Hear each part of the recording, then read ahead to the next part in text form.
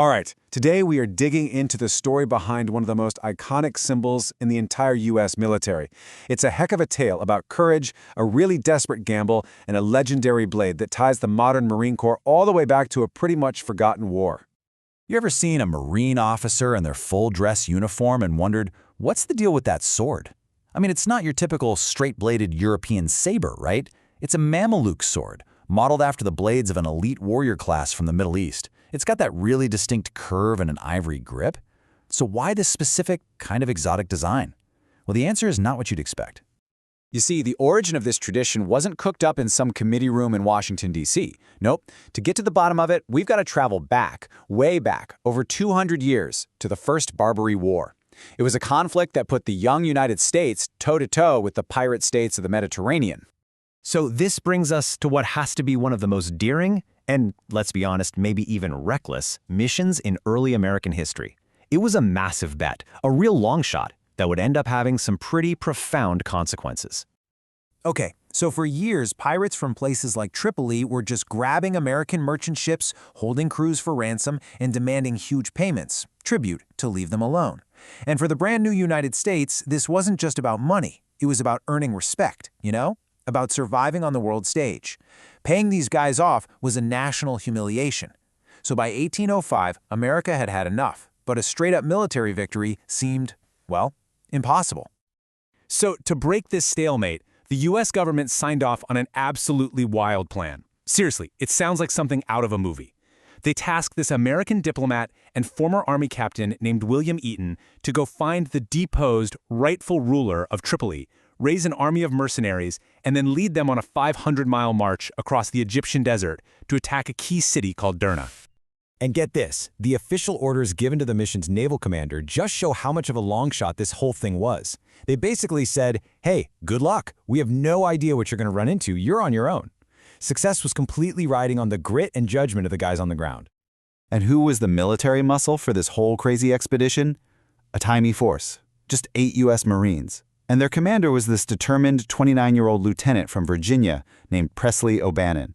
He and his 7 Marines were the disciplined core that was supposed to keep this whole volatile mercenary army from falling apart.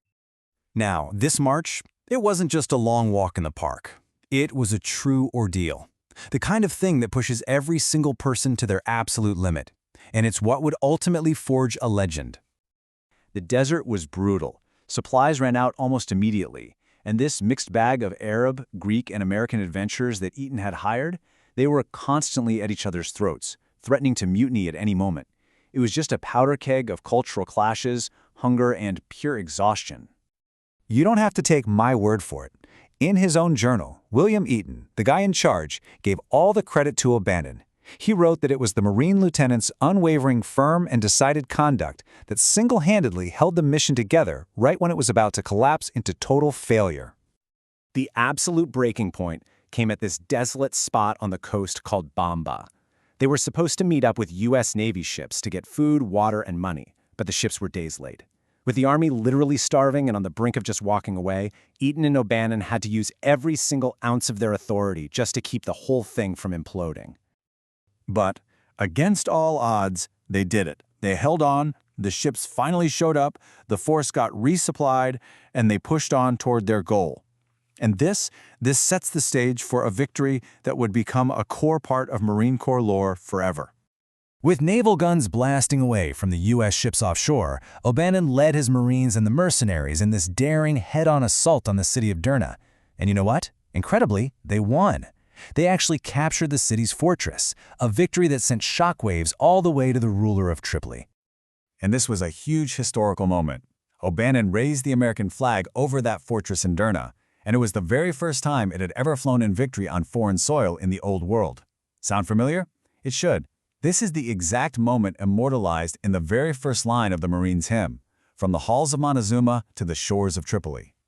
So, in gratitude for his absolutely heroic leadership, Hamid Karamanli, that's the prince that Eaton's force had fought to put back on the throne, he gave Presley O'Bannon a gift. It was a Mameluke sword, the exact style of blade carried by the region's elite Ottoman warriors. It was a token of immense respect from one warrior to another. Well, the war ended soon after that, and the men came home. But the story of that sword, Oh, it was just getting started. It was about to transform from a single gift into a truly enduring legacy. And that's the connection. That's the answer to our question from the beginning. The Marine Corps was so impressed by this story that in 1825, the Commandant himself ordered that all Marine officers would carry swords modeled after the one given to Presley O'Bannon, as a way to forever honor the courage shown on that distant shore. And here's a great little piece of historical trivia for you. What actually happened to the original sword? Well, believe it or not, O'Bannon lost it. But his heroism was definitely not forgotten. Years later, his home state of Virginia was so proud of him, they presented him with a beautiful replacement, very similar to the one he got in Derna.